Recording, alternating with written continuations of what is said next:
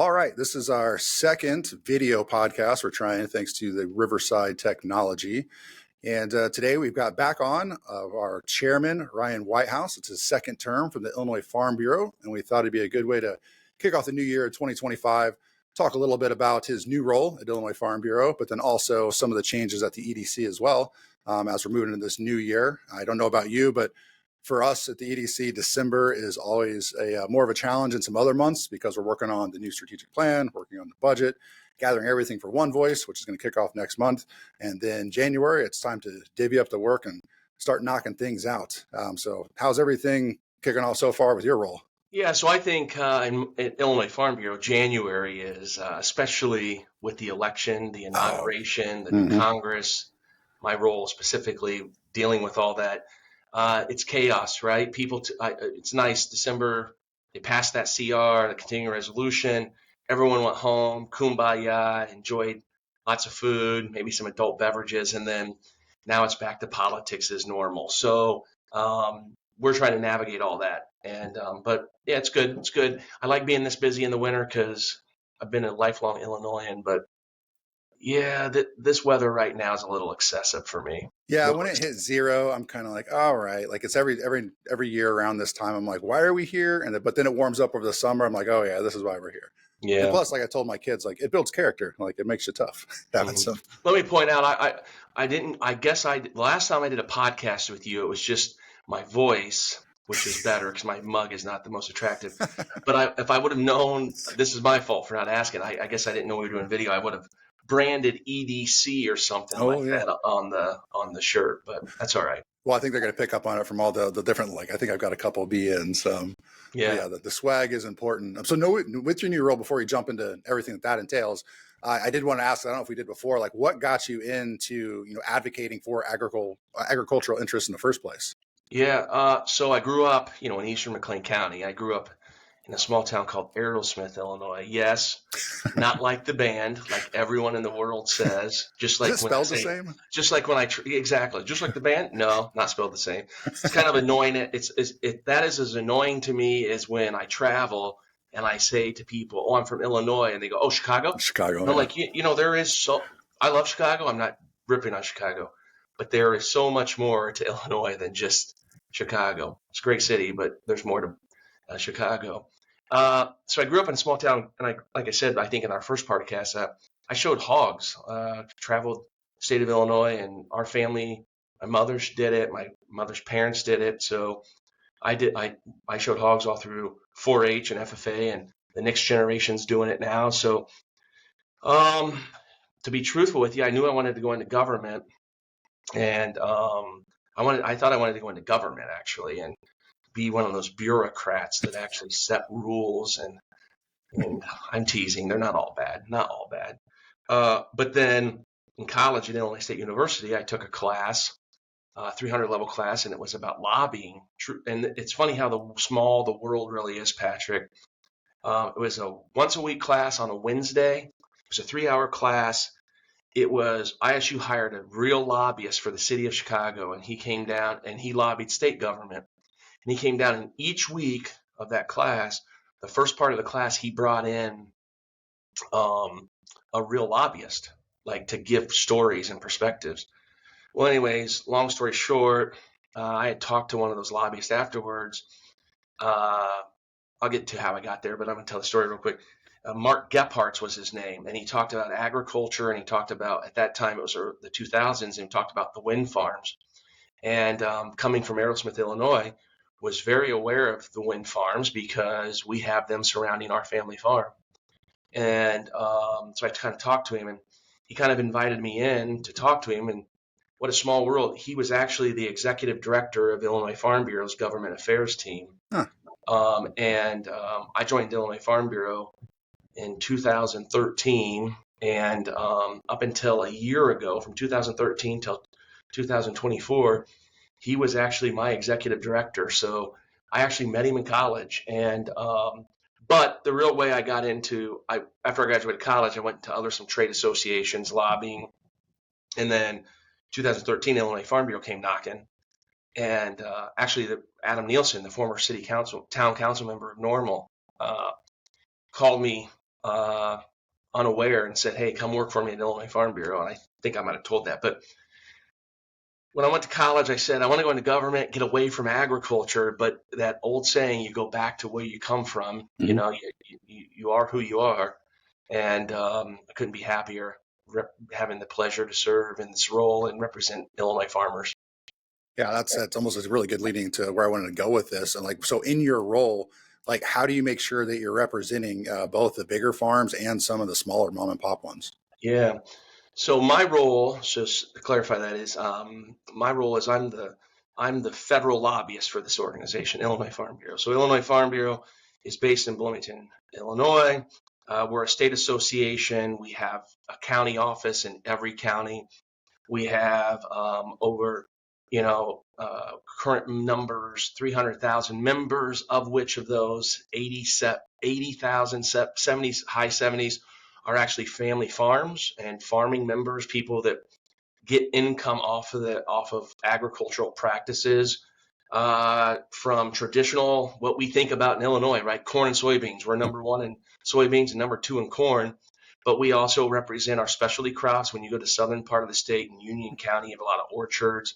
We represent the livestock industry and urban farms and all this kind of stuff. So they pay us to be a member of our organization, and then Illinois Farm Bureau, we have a policy book each year in December. December's really busy for us. We have our annual meeting, and it's kind of like a stockholders meeting where they approve policies and all that stuff. So we have 100 policy book. Actually, I have it right here.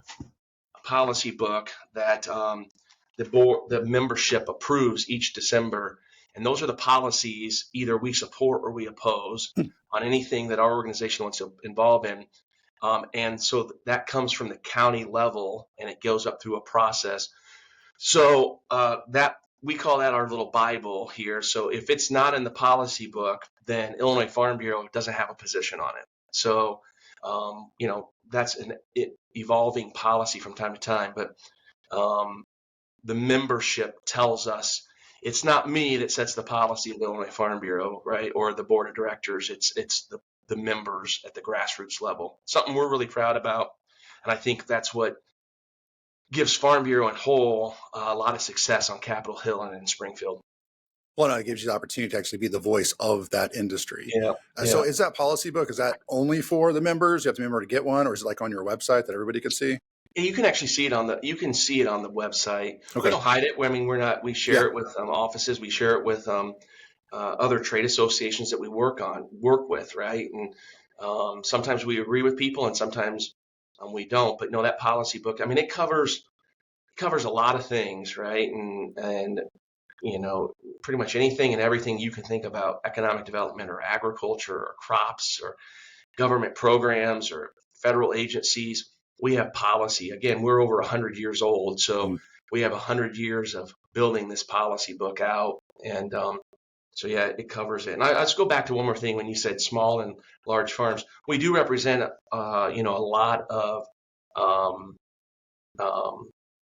a lot of farms. 3 out of every 4 family farms in Illinois are Illinois Farm Bureau members. And about 96, 97% of them are family farms and small family farms. So people sometimes get hung up on big farms. Illinois is primarily a small family farm operation.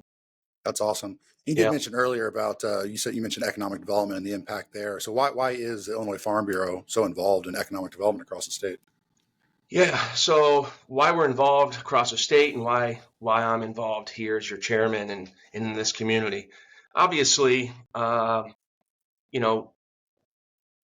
really proud that like the Bloomington-Normal area, McLean County Economic Development Council, we don't just represent Bloomington-Normal, right? We represent all of the small communities in McLean County. And I think, we've always had a philosophy that rural America is really important. A lot of the people that work in these urban areas come from these small communities, right? And I think more and more it was kind of tend that way. But even after the pandemic, Patrick, you tell me if I'm wrong here, but after the pandemic, these smaller communities, people are wanting to move out there, right? When I was a kid, I grew up in Aerosmith, Illinois, right? I knew every person in that town. Now it's a town of 200 people, right? Not that hard. But I knew every house and all that stuff. Now I've been away from, I go home for holidays and all that stuff. And my mother still lives out there, but like the holidays, we're talking about people, and she knows from the small town church and all that stuff. She'll say a name and I'll be like, who are they? And she describes it as, oh, that's the old Hoban house, right? Hobans Yeah. don't live there no more, Yeah. but that's how we know them as. And that's a good thing. I mean, it's a Mhm. good thing, but I think even when I was a kid, small towns are really kind of agricultural focused, and that's not the case anymore. Mm. And that's, again, another good thing. But even small towns, they want that quality of place, that quality of life. Uh, and quite truthfully, they not only just the quality of place, they need the essentials that big cities have, right? Like rural broadband and internet, and water, and all that kind of stuff. So housing issues are still a problem even out in the rural communities.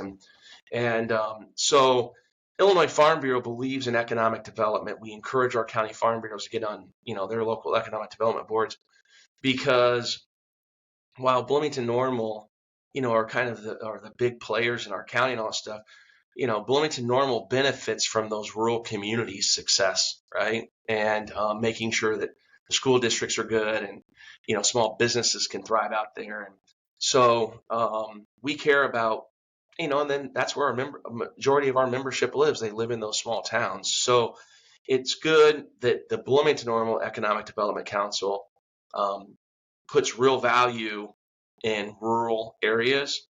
But we just have to be mindful across the state of Illinois. That's why we encourage it, because it's easy sometimes to forget about the small town America. And so that's why we encourage people to engage in EDCs. Yeah, no, it's I don't want people to take it for granted, but like on our board, it does say be in, but we have an equal role that is for the county. So the Yeah. county chairperson is on there along with the county administrator, and we just had a great meeting yesterday with the mayor of Shinoa. So Yeah. we're there to help out everybody. And while the rural communities might not be the employment base, like you mentioned, that's where a lot of people live. And you are correct. Post pandemic, people wanted to get away from the density. Yeah. So it was one of those where people started thinking about what really mattered to them and owning some land and getting out there. And commuting in is no big deal. We've got so many people that are commuters. And in this county, there are 23 municipalities. So that's a Yeah. lot of mayors. We are with the biggest county in the state, bigger than Rhode Island. Like we are very large. It's a lot of land, a lot of good dirt. But that quality of life is what a lot of people are looking for. I don't know about our generation, but the next generation is definitely interested in that. Yeah. So for us, you mentioned housing. We're growing so fast right now that that rural option, it's not just housing, but diversity in housing. Not Yeah. everybody wants to live, like I do, out in what looks like a burb. Some people want that smaller town lifestyle that my wife grew up in and you grew up in. Yeah. So yeah, we have to represent everybody. It's a quality of life, quality of place thing. And if we don't keep the workers, like, you went to ISU, having a place for them to stick around, then our businesses are going to suffer. So we're all in this together, and we really focus on the labor shed of about 45 miles, which gets us outside the county a little bit, but yeah, we're pretty big. So they Yeah, all let me give matter. you a real example of what we hear from our membership all the time, right? Uh, and this is why we work on this. And Patrick, your team, Casey, has worked with people at Illinois Farm Bureau and even the County Farm Bureau on rural broadband, right? Mhm. And the one thing if I were to say, if they said, what's the most important thing if Congress were to appropriate unlimited funds to, well, what's the one thing that can maybe help rural America thrive in small towns? I would say rural broadband. Because I'll tell you why. We hear from our membership all the time. Parents will say their kids go off to college. They come to Bloomington, they go to Champaign, they go to Eastern, they go to private schools, all that stuff. And they get there and they have all of the streaming service, right? I mean, listen, my house is ran by streaming service, right? I don't even have cable. But when they're done, they go back for a little bit and they have nothing. Mhm. And they're like, nope, I'm out of here, right? I'm out of here. I can't even stream a TikTok, which might be going bye-bye anyways, but that's important. So I think that rural voice needs to be more heard. The success of the rural community really does it. I would say it has a really indirect or maybe even a direct benefit to the success of an urban population. Oh, for sure. Because I mean, even whenever we've sold the area, we do not have enough people in Bloomington-Normal to support all the growth that's happening here. You have to Yeah. have the rural communities as well. Yeah. So besides broadband, like what are some other challenges that are pressing for American farmers today? Yeah. So I think, so in December, I was in DC and out there about once a month. I mean, and representing, and agriculture is going through a really hard time economically right now, Mm. right? Commodity prices are really low, meaning the price of corn and soybeans and wheat and, are really low. And to a state like Illinois, which is our biggest crops, that matters, right? Costs are going up. We hear about inflation all the time. It's real in agriculture too, right? The cost of equipment is going up. The cost of the labor to fix the equipment. Seed prices are going up. Mm. Fertilizer prices are going up. We all know about the fuel prices Yes, I that go fuel. up. Farmers are seeing prices go up and profits go down. And I think you know, again, that's probably the biggest issue. Now, there's regulatory issues that we're working on the day to day, but right now our focus in Illinois Farm Bureau is really the economics and a farm bill and making sure that we have some, backstops for economic prosperity in agriculture. Again, I would say this, having a strong rural farm economy is a key pillar to a rural community success, right? Mm.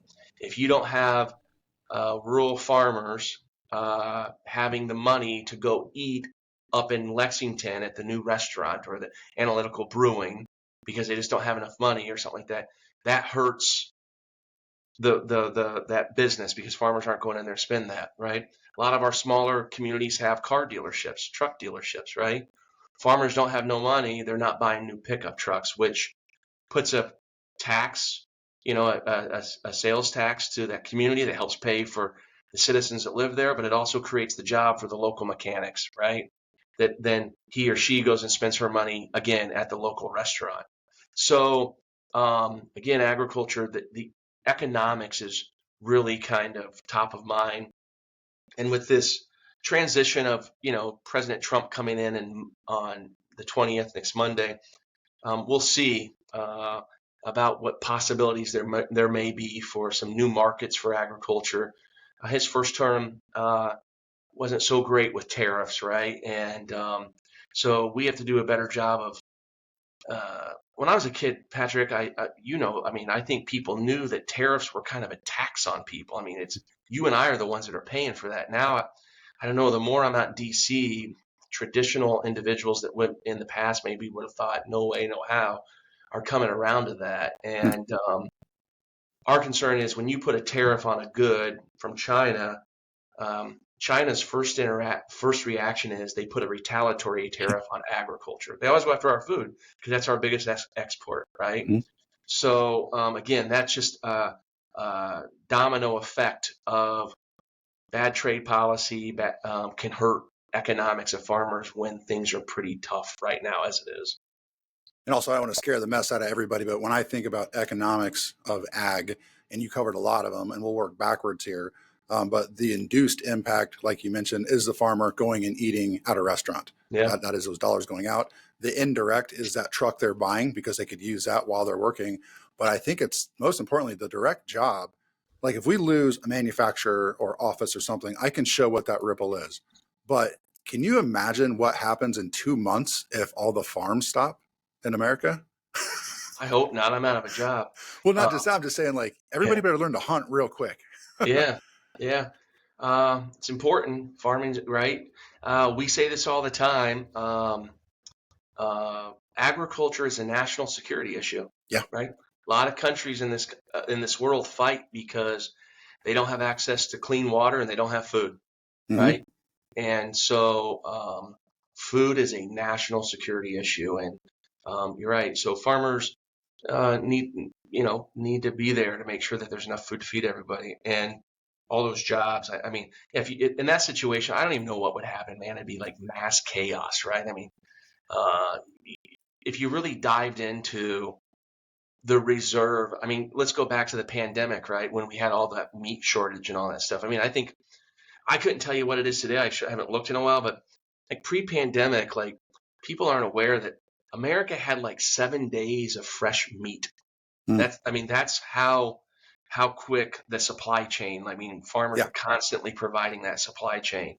So 7 days and you're out of fresh beef and pork, right? Chicken. Yeah, so I So said 2 months. It's probably more like 2 weeks, and yeah, then the whole so supply chain's down. yeah, it's really important. So yep. Yeah, very Well, important. I Well, mean, but let's lift it up a little bit. I yeah, mean, so damn, let's I switch feel like gears.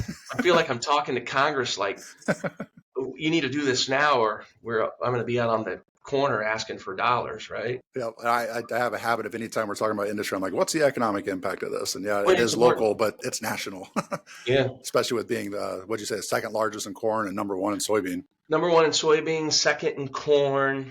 Yeah, number one Illinois people. I mean, it's not around here, but number one in horseradish Oh, yeah. down in the Madison St. Clair County areas down by St. Louis. Tazewell County, just down the street from us, number one in pumpkins. Pumpkins. So Illinois has a lot of top crops. Yeah, can you imagine the Midwest with no pumpkin spice in the fall? They go Yeah, crazy. I don't really like pumpkin spice, but I think there's a lot of people that would Yeah, then have Arby's wouldn't know what to do without horseradish. would come into the office a little upset without it. Yeah. Damn. Well, let's switch gear and talk about some of the new positions that we've got on our board. And the Yeah. first one is Colin Logue, and he's the Vice President of Operations in Bloomington-Normal for PJ Hare. And Yeah. PJ Hare has done a ton of work here. And I know that when you had put together a nominating committee for the board to consider, and I know on the board level, we like to have a nice mix between public and private and the different industries that we have. And we had lost Chad Frankberger from Farnsworth, and his time had come up.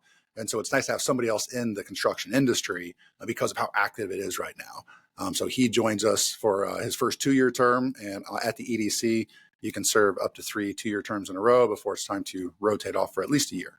Yeah. So I think you kind of gave a great, I think Colin, and again, just give him some kudos here, right? When we talked about him, Colin has been involved in our committees, involved in development committees. I mean, they're doing a lot of projects. I think one of the things we talked about is all the permits that they're pulling and developments in our community. I think it's really, really important. I'm not, like in my own role at Illinois Farm Bureau, I'm fortunate enough that we have a huge team of technical experts. And I'm just kind of like the legislative guy that works with all that stuff. I think EDC is very similar, right? I have the pleasure of serving as chairman, but I couldn't tell you about development or housing. I mean, I kind of know it. I know that there's a problem just because, but I couldn't tell you very technically what the problems are or what the hangups are, right? So having that diverse of individuals, financial institutions, higher education, small business, development, individuals, agriculture, since we're in McLean County, right? Having that diverse perspective. So I think Colin was a natural fit. And I didn't know Colin, but other on the nominating committee knew him and spoke very highly of him, and is very qualified. I mean, I think he's the vice president of the region or something like that. So he knows what he's talking about. So with what we're experiencing here in Bloomington-Normal, I think it's a no-brainer, in my opinion, to put him on this board. When I called him and asked him if he would serve, very humble guy. He's like, "Are you sure I'm qualified?" And I'm like, "Yeah, if I'm qualified to be chair, you're definitely qualified to be on this board." So I'm looking forward to having him on there to give a different perspective and again, speak instead of anecdotally like I would, to speak from a real technical spot about this is what was really happening in the Bloomington-Normal area. Yeah, and I know that we're not going to go through all of the strategic plan initiatives that we put on this year's plan. We will, release that on January 31st for anyone who's interested. At the ISU Alumni Center is our next Being by the Numbers, and the first one of the year we refer to as a Real Estate Development Summit, the Red Summit.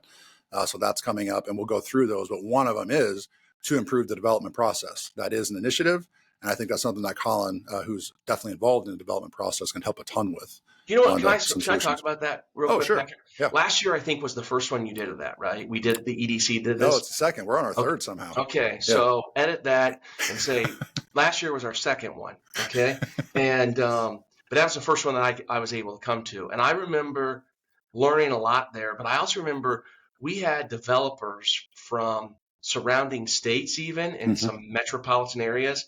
And I mean, they were chomping at the bit to come to our community, right? They were excited to do this stuff. I remember I was at the EDC office one day for a meeting, and some of those individuals, I think they were from the Chicago area. They came through, super nice guys, but they were down here talking both the city and the town about potential projects. And again, you can see, I mean, to me, like when I talk to when I go back to ISU and talk, or if they ask me to talk to them and all that stuff, I always say, they say, what are you looking for when you're looking for an employee or something like that? I said, I'm really like looking for the person that's like really into it, Mhm. passionate, just wants to like prove it, do it, love it, instead of like the PhD. Nothing against PhDs. I mean, it's great and all that stuff. But the point is that group of individuals were like ecstatic to come to Yeah. our community, right? Mhm. Ecstatic. And I just think that that's like a really exciting thing to look at.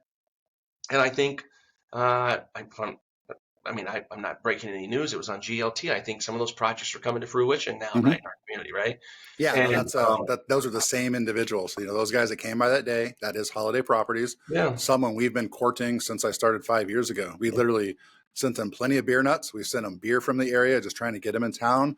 yeah, And eventually, the EDC and the board said, "Hey, let's host a party," which what ended up being the Real Estate Development Summit, with the goal of attracting developers that could come in and build products that we traditionally don't build. And that's exactly what they're wanting to do, and exactly what they have planned right there at the old Verizon site, which is a highly traveled oh, area yeah. in the heart of the community. So it's infill directly north of the country club, and it's a revitalization project. I think it's gonna go gangbusters. I do too. So thanks for all the details on that. My point is this: I don't think we as an EDC, I know you and your team are very humble people, right? But what I'm getting at is you and your team put this idea together, and look what happened, right? Yep. You're bringing people, the EDC, not me, the EDC, you and your team are really bringing people in to address these issues that we need solved in Bloomington-Normal. So it's kind of like a kudos to you and your team about it's like let's gather these people together, because I think when people see what we've got going here, it's hard not to be interested to be a part of what's going on in here. No, completely agree. And thanks for the kudos. That offsets the knock you were just making on PhDs, since I'm working Oh, on come on, I mine. didn't mean a No, PhD. You know what I I meant. know what you meant. I know what you meant. Giving you a hard time. Yeah, Um, yeah, but no, you're right. It's one where, early in my career, 17 years ago, it's, you can be the economic developer that's doing the work, or you tell the story. So we're trying to do a better job of telling the story behind all these projects. I mean, you've been behind closed doors and even in meetings when the governor makes the announcement, and yeah, you kind of caught off guard when they're thanking the local EDC. But yeah. our role, it's documented from emails to calls to calendar invites. I mean, that like you said, it's time's flying by, but that initial real estate development summit, the first one was a couple of years ago, Yeah. and that's when we first got them in town. So it's a process. It doesn't happen overnight. I know there's certain things that people want. It's like, well, just call them up and go get that. And I've You been know at the what? tail end of projects that took 12 years. Yeah. It is. It's like anything, right? I've had the pleasure last to serve as chairman and all that stuff. So you get to see behind the curtain. It's like with any board people serve on community or something like that. There's always naysayers. They don't have all the facts, right? They Mhm. have their facts, not all the facts. But you know, I've had the pleasure to see some of this stuff behind the scenes, and um, I'm serving a second year as chairman, and this new role at Farm Bureau keeps me pretty busy, but I was happy to do it because I do see the value in what the team at the EDC are doing.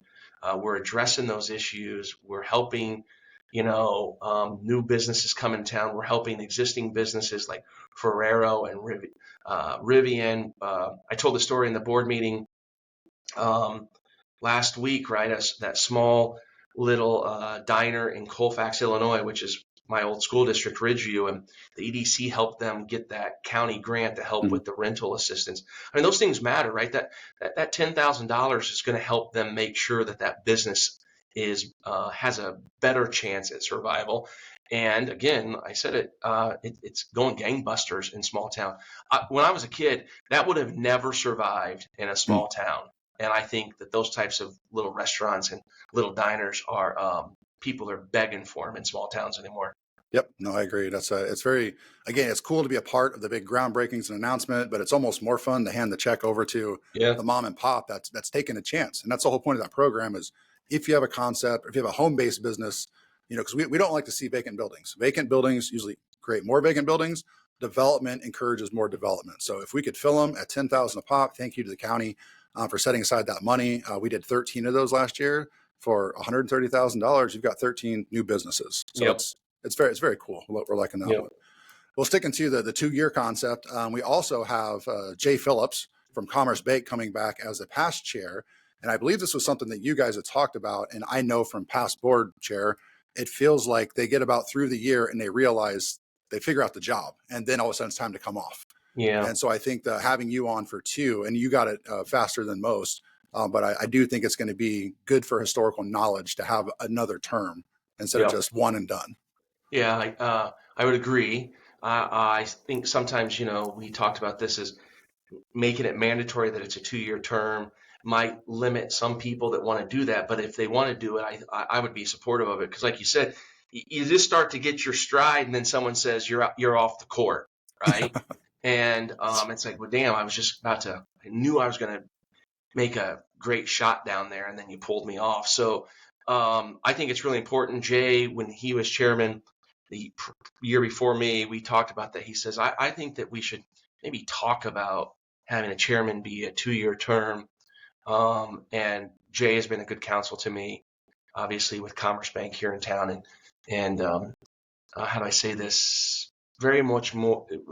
He's a good sounding board for diplomacy at times, right? And I mean that with like the utmost respect. He's like genuinely one of the nicest guys I know. So yeah, I'm excited to have him still as being a past chair, and then the other 2 that we have brought on to the executive team. I think. Yeah, vice chair would be Kristen Barnland, now recently married to Eric over at Max Lighter. Big fans of theirs. I think they're actually right now out at Barrett Jackson selling their awesome Broncos. Yeah. Yeah. But yeah, she's coming on as vice chair. So, and then after that, Megan O'Neill Rogozinski, who is actually the chair of the chamber right now. So she'll be past chair and then chair, depending on the 1-year, 2-year split. But I think that would bring her, plus her background. I mean, she's in real estate. She's the real estate agents and the brokers are honestly boots on the ground economic developers. Like our role is to create an environment which businesses want to invest. They end up closing the deals. We work, the back end with the municipalities and the state to try to find the incentives to get it done. But without the brokers, you're not really moving any product. Yeah, I think, yeah, they're both great. So I'll say this, right? Kristen is vice chair. She'll, she's with OSF, a great institution in this community. Both hospitals are great, but OSF, is a great institution. I think she brings a perspective in her role with community outreach and all that stuff.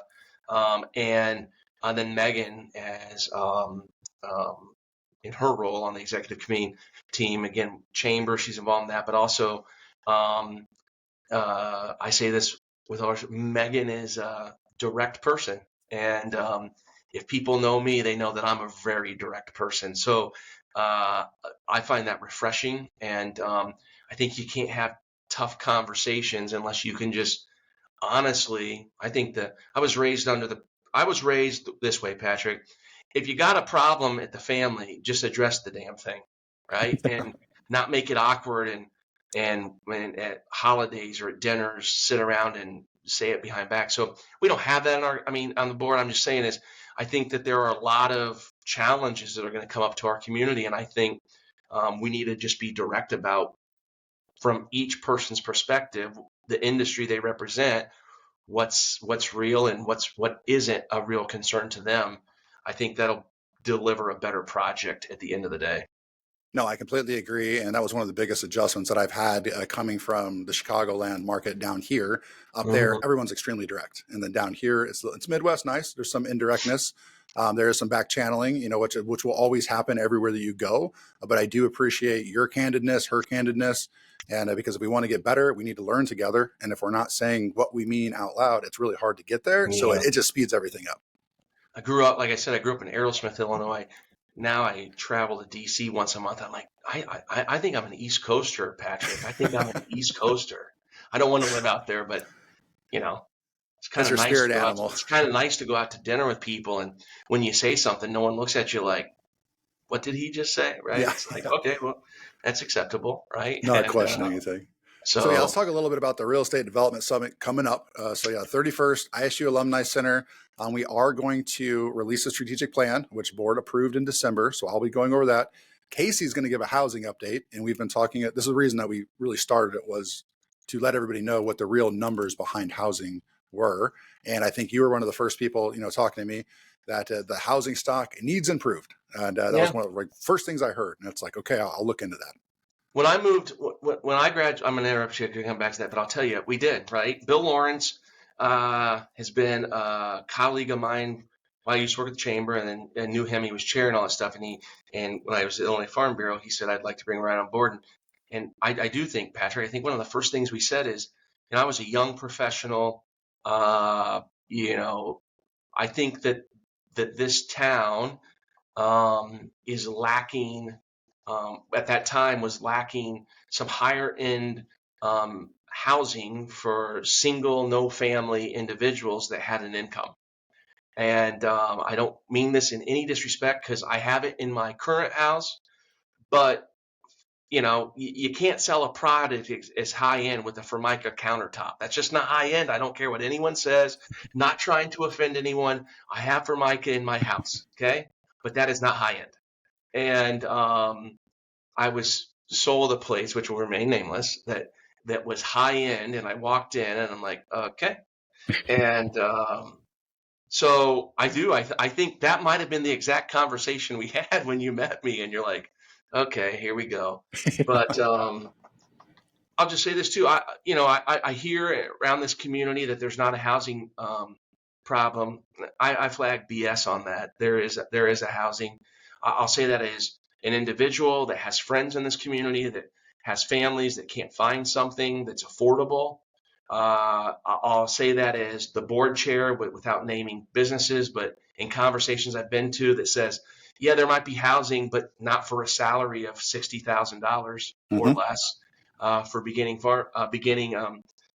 people. So again, direct. I would like to address that issue instead of just say it's not a problem, Yep. because from my perspective, it's 100% a problem, and it needs to be dealt with sooner rather than later. So there's my rant. I'll get off of it. Go back to this summit that you're going to Well, put on. and so the housing update, it's really updating the numbers from the housing study that we did. And it was one where, I heard your anecdote and I took a look around. I'm like, okay, yeah, I'm seeing enough of this that we should research this.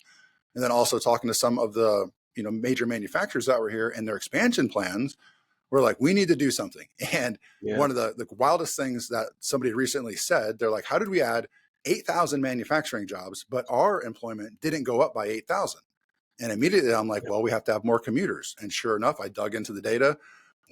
The surrounding communities are definitely benefiting from all of our growth. Yeah. And to me, that's our money. I'm glad that they're taking advantage of it. But when we get this housing, and Barrickman has an amazing project going on, so does Holiday. So when those get going, we'll start recapturing that. And that's good for our restaurants, our coffee shops, our grocery stores, Yeah. to get that full direct, indirect, and induced impact that we're missing out on right now.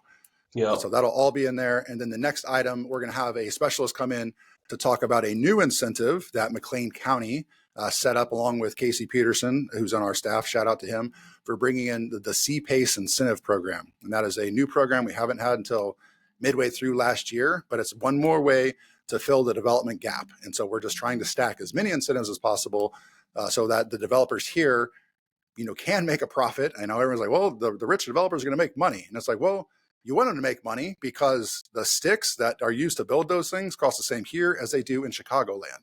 And it Yeah. costs more up there and there's a bigger return. So we're going to So get as what's many that incentives as grant we can. actually look like, Patrick? What's it going to do? The C-PACE program, what it does is they will end up putting a special assessment on just your property.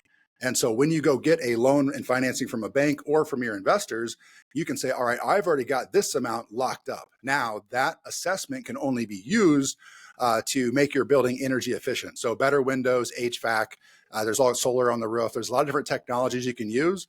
But once you get that out of your pro forma and the cost to build, you can take that to the county, they'll put that assessment, and then when you pay your taxes every year, that goes directly to repay that. So it's filling a little bit of your overall cost and eliminating some of the risk for your investors and your bankers. Yeah, yeah, it's good, right? And so again, my role, I don't really talk about this a lot in my professional role, but you know this, Patrick. We've talked about this. Congressman LaHood, that represents a portion of McLean County, a lot of the rural parts in a northeast corner of Bloomington-Normal area. He's talked in the last Congress about tax. He's on the Ways and Means Committee, the tax committee, about are there tax proposals or tax incentives that we can do to address the housing issue. So again, I just want to reiterate that our member of Congress was talking about possible tax incentives to just dispel this idea that there's not a housing issue. So Congress is talking about it. It must be real. Yes. Now, we just had a Representative Chung in here this afternoon. That was a major part of our conversation on top of childcare. So it's great to have the conversation. It's great to make sure we're taking it up the ladder. And it's really our role to hear directly from the citizens and the businesses. And again, you were one of the first people to mention something about housing. And then we dig into the data, see if there is a hypothesis there. There sure was. And then we go test it. And then we take it up a little bit longer. And then ideally, you find the solution and you go sell it. And that is really what we've been doing in a lot of different areas. It is successful. It is a process.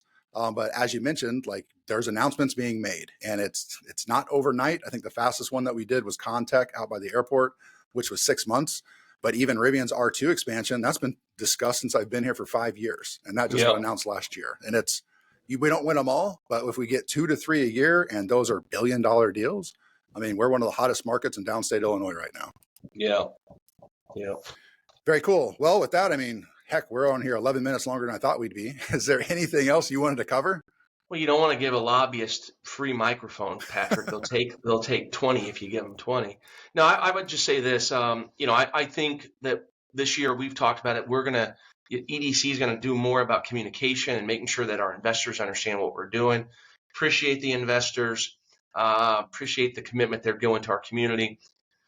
Wouldn't do my job if I didn't say, and this isn't the purpose of this, but if you're interested to learn more about the EDC and possibly invest, let us know. Patrick's available. I'd be happy to do it. But again, I think we have a good organization that has a cross section of a lot of industries that impact McLean County, and not only McLean County, but Illinois. We have finance, education, healthcare, private business, development, agriculture, public institutions.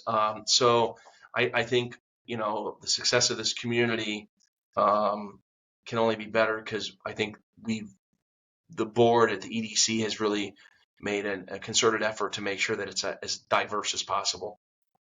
Nope, I completely agree. And like the small rural win, a town win, a city win, that becomes a county win, which becomes a state win. And you'll see through the numbers when we put them out there, it is regional. Like the ripple effect from what's happening here, you can see 90 miles away. So it's very cool. Love this industry.